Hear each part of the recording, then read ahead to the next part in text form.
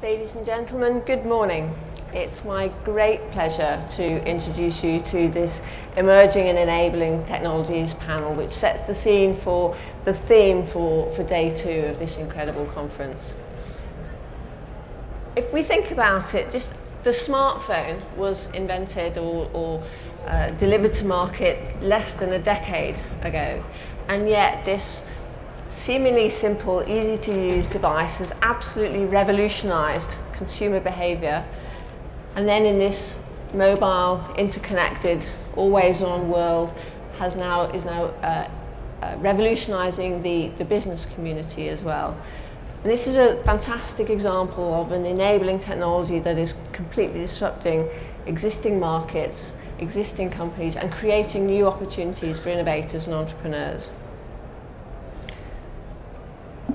Our panelists today are going to discuss some of the exciting and incredible emerging and enabling technologies that are being worked on in this country, and to really explore some of those opportunities and some of the fantastic products that we can expect to start to come to market over the next 5 years, 10 years, even 20 years in some of the examples we're going to discuss.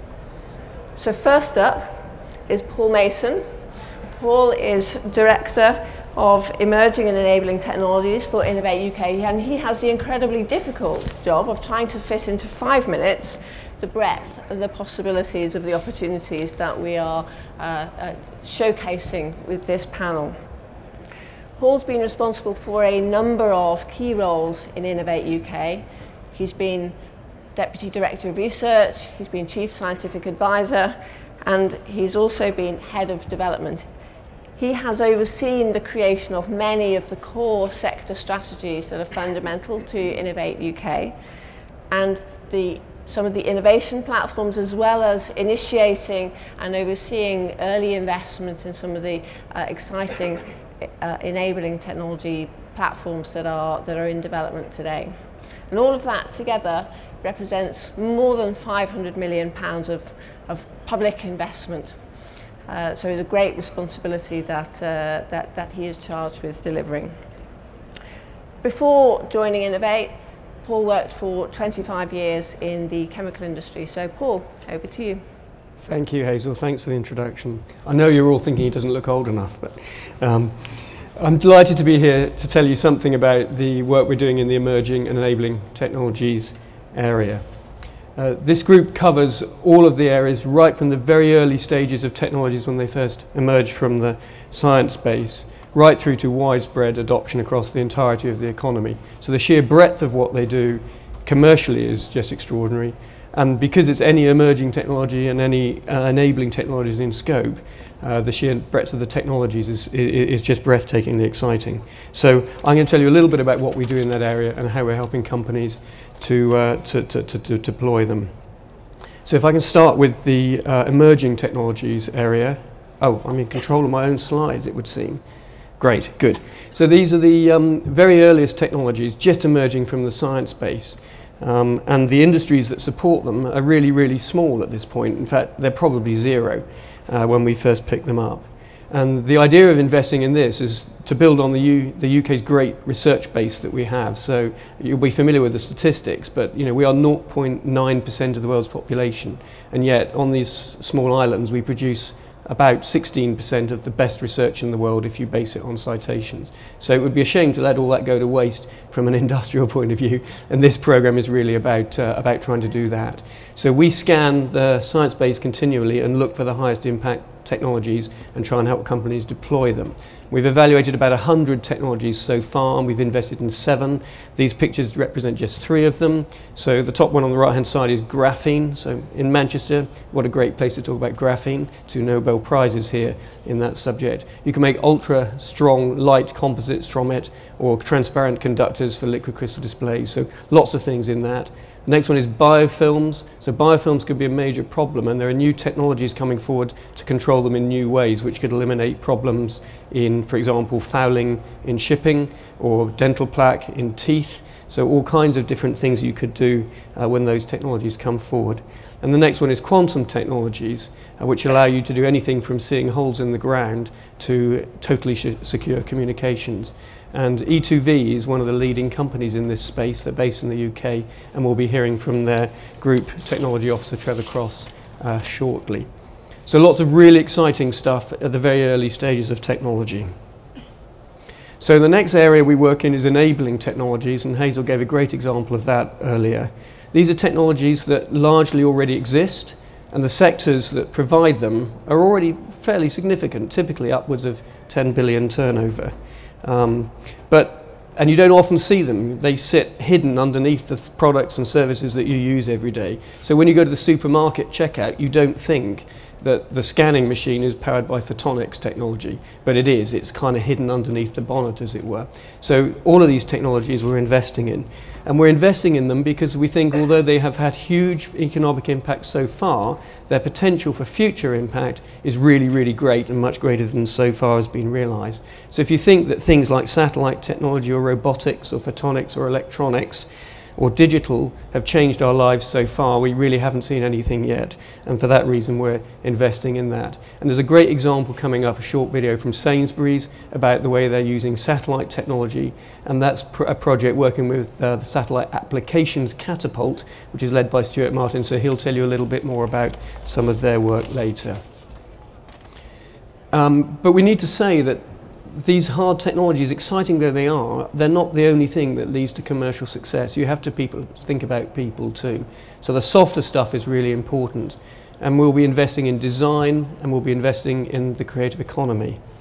So design is really important. It's one of the things that makes technology successful. And Apple, for example, is a great example of that. So they don't make anything at all themselves. They design really fantastic products, have other people make them for them. And it's been estimated that the profit contribution from on every iPhone that is sold solely due to design is about $200 on each iPhone. So that is just amazing. And if we could leverage the capacity of design into the 7,600 companies we were supporting, just imagine what an impact that would have.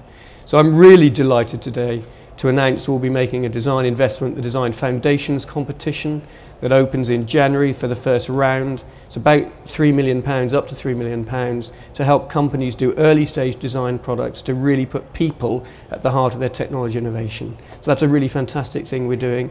And then later on, of course, this afternoon we'll be awarding, well, Wayne Hemingway will be awarding the second of our annual Design and Innovation Awards. But it's not just about design. We have a fantastic creative industry sector. The picture there is Andy Serkis, who is Gollum in Lord of the Rings, helping to develop a new piece of technology for performance capture at the facial level. And it's technologies like these that have helped put the UK at the centre of the global video effects industry now. London is the hub globally in that industry. And we have Stuart Adcock from ILM, Industrial Light and Magic, who are absolute leaders in that field. And he'll talk a little bit later on about some of the work that they're doing. So we've targeted some great sectors with real potential, and we've targeted some great technologies with real potential, but we absolutely don't cover the whole of the base with that. So we have to be alert to the fact that people will have great ideas that we haven't spotted or that we don't know about, and they'll bubble up from nowhere, and they could be world-beating companies of the future. And that's what our open program is designed to support. Those companies who come along with cracking ideas to make sure that they get supported through grants, form of Smart Awards, and through knowledge transfer partnerships, embedding capability in companies from knowledge-based providers. So our job in emerging and enabling technologies is to look for the early signals of the great new industries of the future, and to help UK companies or UK-based companies pick up on these and build and grow those companies in those future industries. So getting there first, capturing most of the market share, gaining the biggest value, growing the UK economy, and helping to improve all of our lives. And we'll be doing this, supporting them by funding and connecting them. And we'll need to work with anybody who wants to help to do that, because it's an enormous task. And that could be any of you in this room. So I would say, if you want to have a part and play a role in helping build the future industries of the future, do talk to us. We'll be delighted to work with you, and I look forward to that. Thanks very much.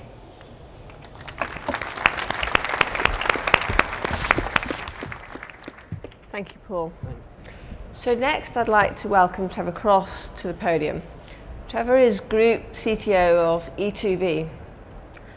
Many of you will be aware of the Rosetta space probe launched by the European Space Agency more than a decade ago.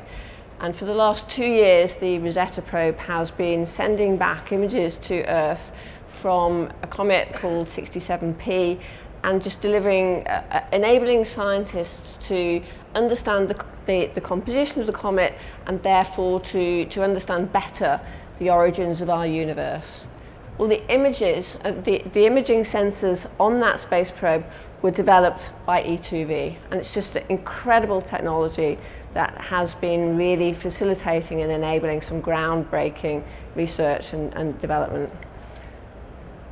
Trevor was a core part of the management team that led the management buyout of E2V from GC Marconi, and subsequently the listing of the company on the London Stock Exchange in 2004.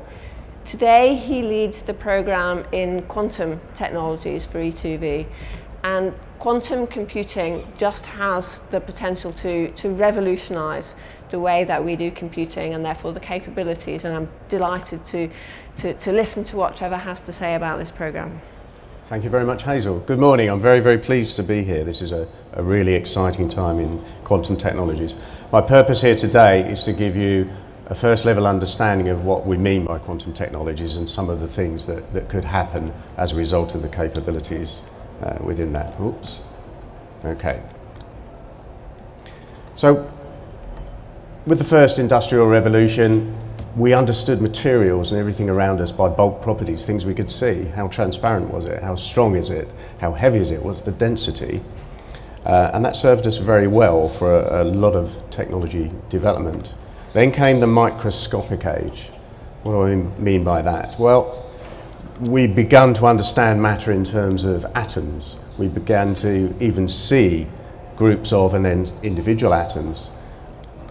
That led to the whole of the first electronics industry, and it gave us a host of other things, including lasers, for example. But let me give you an idea of scale. If you take a 1 centimetre square piece of silicon and you look at one atomic layer of silicon on there, that's 300 million atoms. That's a lot, okay?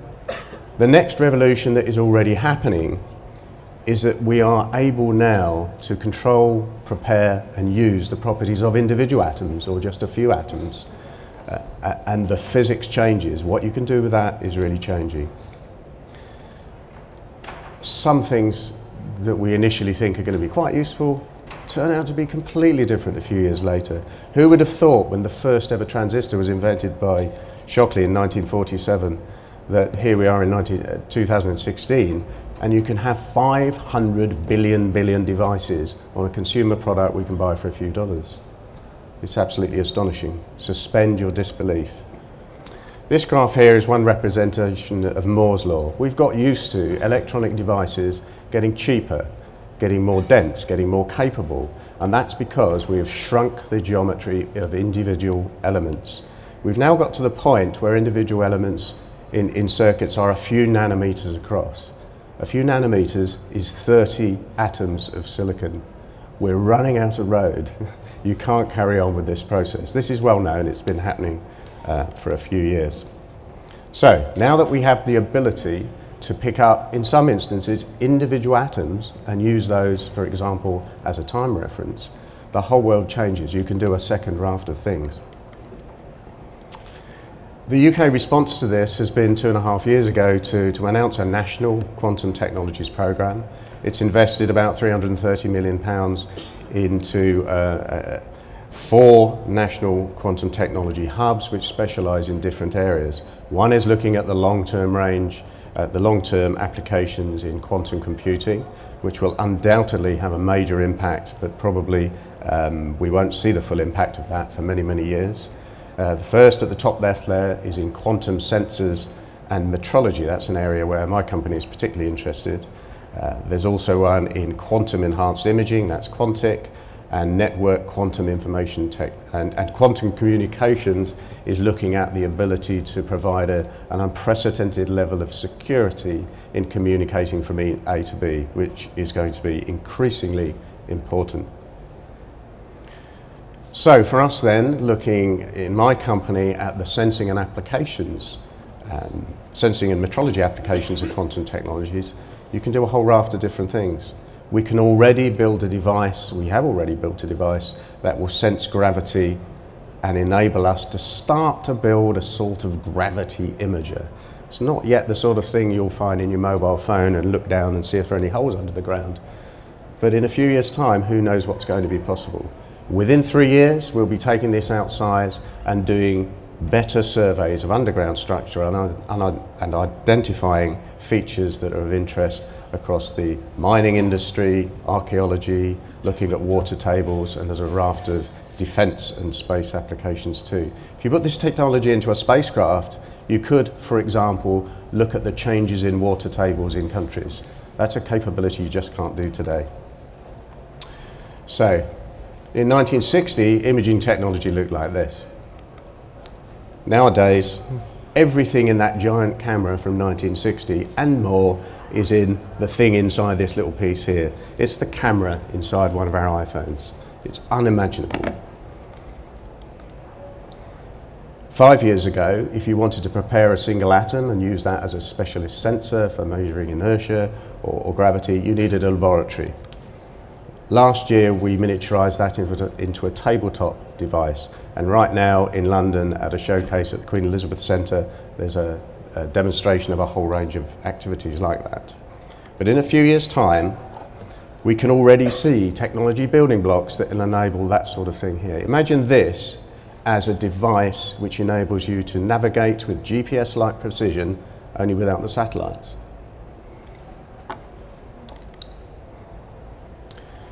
So if we come back up to the top level and look at the impact, quantum technologies represents a new host of platform technologies.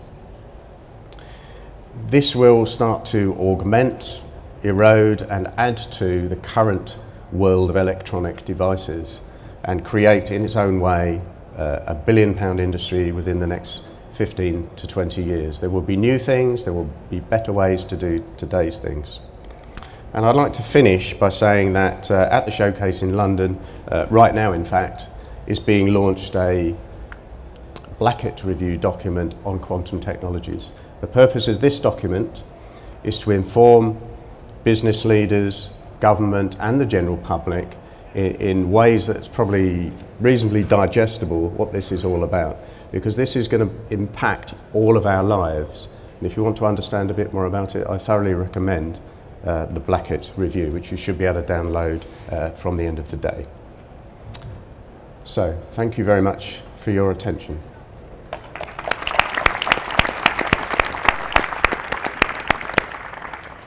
Thank you, Trevor. Next, I'd like to welcome Stuart Adcock to the podium.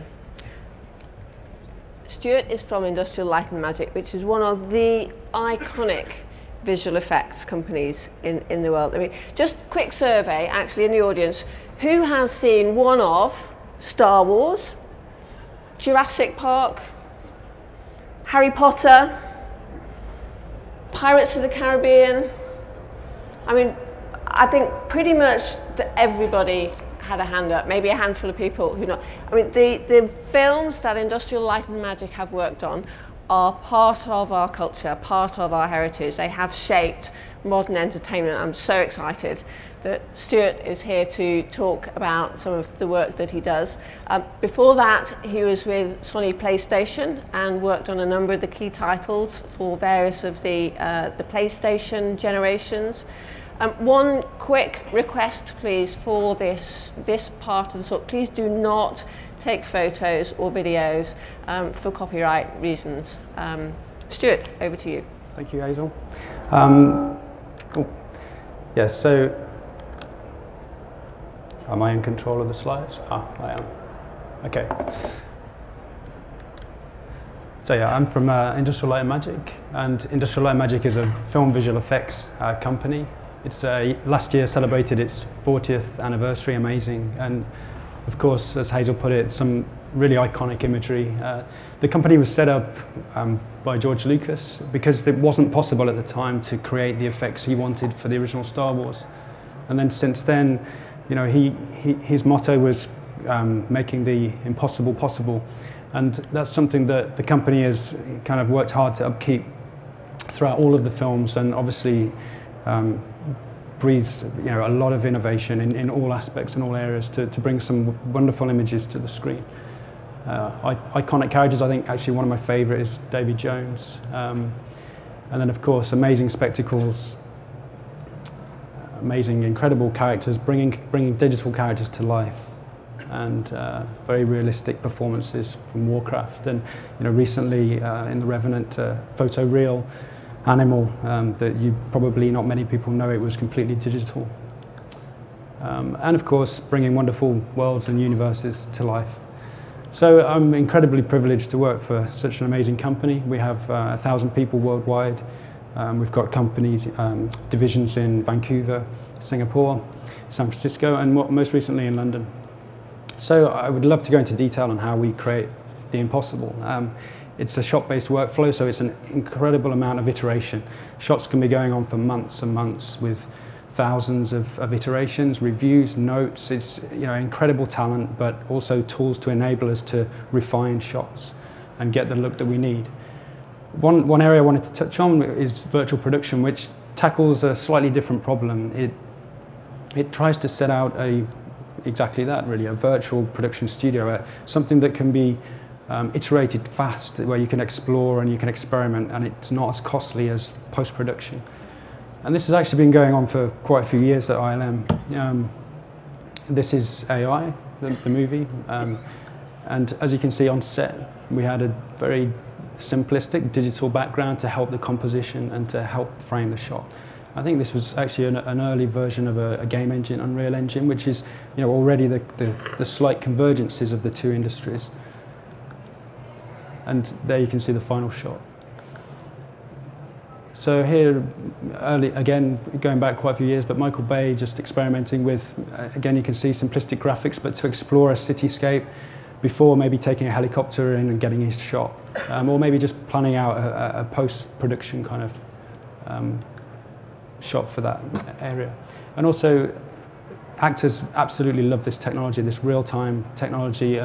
Here it's in its infancy, but we've got Mark Ruffalo just experimenting with bringing Hulk to life. And back then we didn't have the ability to do body and face, and it was a little bit limited, but it still gave him a good chance to kind of get a feel for the character. And more recently we've had Lupita just getting up to speed with playing Maz and getting a feel for that character, because suddenly playing a 1,000-year-old pirate is so much easier when you can actually see that character live and breathe in front of you. And we call it Magic Mirror, and it genuinely brings magic to people. In fact, it does crazy things to people when they begin to see themselves as characters. And this is just actually an audition for playing a raptor, believe it or not, in Jurassic World. And this was a complete success story, and we had our best raptor impersonators, and he made the cut, and it was obviously animation that had layers afterwards, but it went down as a complete success and gave the filmmaker and the ability to kind of explore scenarios and scenes in real time very quickly.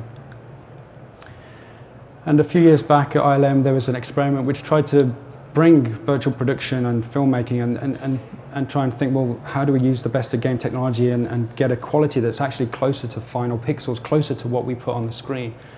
And here you can see the result. It's just in a games engine, but allowing you to see lighting and atmospherics. And it's amazing how much value there is when you begin to see you begin to see more. There's less question marks about the process. You can start to kind of get a lot more out of it and less time post-production, which is key.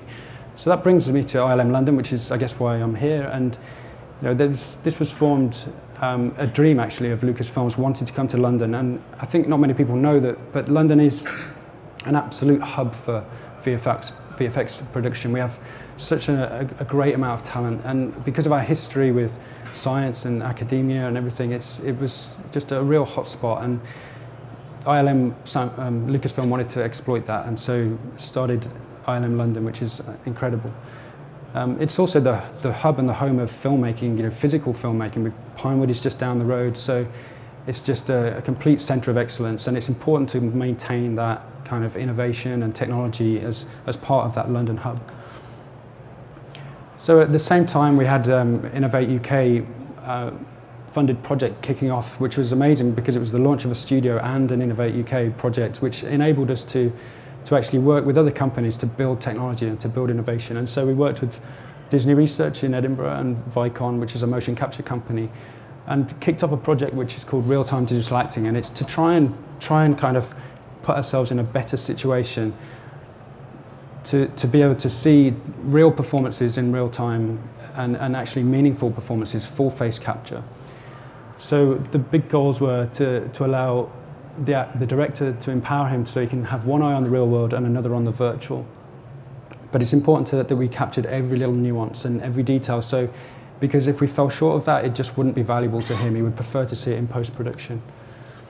But also we wanted to empower the actors. So traditionally we've been using 160 markers. You can imagine how long that takes in makeup. And it's also, there's barriers of entry. You know, people that don't want to kind of be restricted to that. So, you know, recently this is some RTDA setup. We've got no markers on the face and an actor that seems very happy. We're also using IMU technology, which allows, a bit like your phone, so it allows you to capture from within rather than cameras looking outwards. And that allows people to wear traditional costumes so they don't feel kind of out of place on a film set.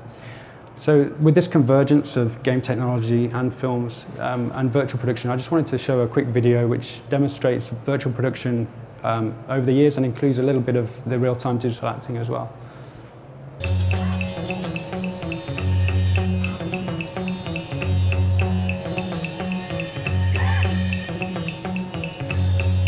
Well, I look at it myself as the beginning, really, of an exploration.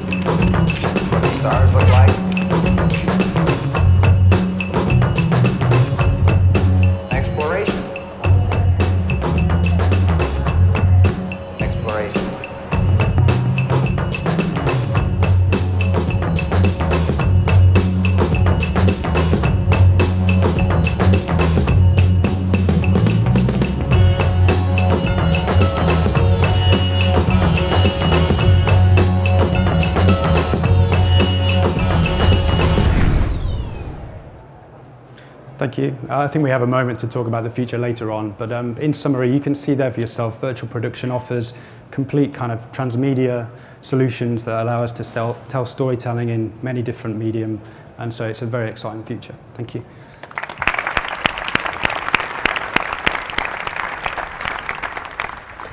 Thank you, Stuart. So from one video to another, which I suspect is going to be slightly different, we now have a video from Judith, Bachelor of Sainsbury's, Director of Brand for Sainsbury's. Judith sends her apologies she's not able to be here today. We don't typically, I guess, associate Sainsbury's with cutting-edge technology, but they are using satellite technology to monitor agricultural practices to really ensure the brand integrity of their supply chain. So we have a short video to illustrate that. For a business like ours, whose vision it is to be the most trusted retailer, it's imperative that the nature, the provenance and the integrity of the thousands of products that we sell every week to our customers is beyond question. And the work of the satellite catapult has meant that that process is more robust than it's ever been before. We've been working now with the satellite catapult for over 3 years on a number of different projects. The catapult itself has made that work much more accessible to companies like ours. Satellite technologies have become much more affordable, and therefore we're able to build those technologies into our business as usual processes. One of our big challenges as the largest retailer of sustainably caught fish is to make sure that we are not victim to the 26 million tonnes of fish that is caught illegally every year. Satellite technology has enabled us to track individual fishing vessels so that we can doubly ensure that what it says on that paper certificate is really what's happening in practice. Some of the other impacts of illegal fishing are, of course, the damage to the reputation of those supply chains and the marine environment. One of the other areas where satellite technology can help us is food fraud. An example would be where a market is growing very quickly, but the demand and supply side can't be met. Organic food is a good example of that because it's a market that's backing growth, but it takes 2 years to certify a piece of land. We can use satellite technology to look at the way that the crop is growing to understand whether that field was growing that crop organically or conventionally. This is not theoretical, this is happening in practice. Spot and Rapid Eye are up there looking at fields that are growing organic crops for our customers and making sure that what we think we're getting is absolutely what we're getting.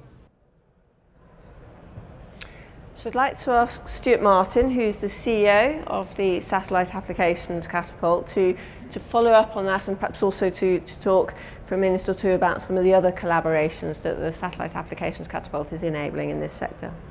Very good, thank you very much, Hazel. And yes, if you were looking at your programme this morning thinking about what disruptions in the space sector you were going to hear about, I don't imagine that Sainsbury's was the first company that came into your mind. But no, I'm really grateful for Judith, for producing that video. I know she's very disappointed not to be able to be here, but she is a great advocate for the work that we've been doing and a great example of the sort of work that we can help with. Over the last 3 years, we're about 3.5 years old now. We've worked with over 700 organisations, through from those who are producing the data and providing the communication services up in space, down through to those who are packaging all that data up and providing services to end users, and then, like Sainsbury's themselves, working with the end users to figure out how they can better understand what the offering is and how they can fit that into, as Judith said there, into their business as usual. And the challenge is to do that in a cost-effective and efficient way. And we've known for a long time that space has this potential to provide the transparency and to assist with the trusted procurement of all sorts of commodity services, like we've been hearing about from Sainsbury's, whether that's food production, whether that's mining, whether it's logging, whether it's pretty much any commodity-based industry has this transparency deficit, and that's leading to a trust deficit further down the line in the procurement. And there are fantastic opportunities now to use the space technology at scale across the whole globe, because that's when space and satellites are really playing to their best advantage. And it's the UK businesses that are involved in this that are really leading the way. So it's a fantastic UK story, and it's a fantastic export opportunity moving forward into the future. So the challenge now is, as I say, how do we scale that, how do we deliver it more effectively, and how do we bring through those companies now who are delivering those services and producing those services on the back of the data and communication systems that have been put into orbit.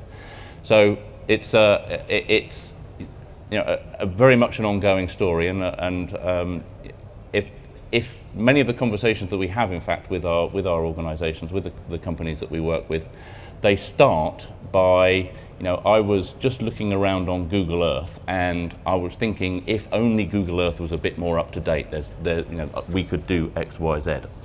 And partly as a consequence of that, one of the French entrepreneurs we've been working with for the last 3 years, he's now set up a business called Bird Eye, which does exactly that. And I would encourage you, if that has ever occurred to you, what you could do with Google Earth if it was more up to date, then please do go out and see him. He's outside there right now, and I think what he's doing is going to completely transform everybody's view of what satellites are capable of. And I think I'll better end it there. Thank you, Stuart. So we've just really scratched the surface of some of the emerging and enabling technologies that are being worked on in this country and that Innovate UK is supporting and that commercial partners are bringing to market. We've heard a little bit about space, a little bit about digital and special effects, a little bit about quantum. Paul's given us a kind of an umbrella view of some of the broader technologies under development. We do have more detail on some of these in a parallel stream and breakout sessions later on. So if you're more interested, you want to follow up, please do come and participate in those sessions. But perhaps if you could join me in thanking the panel for their insights.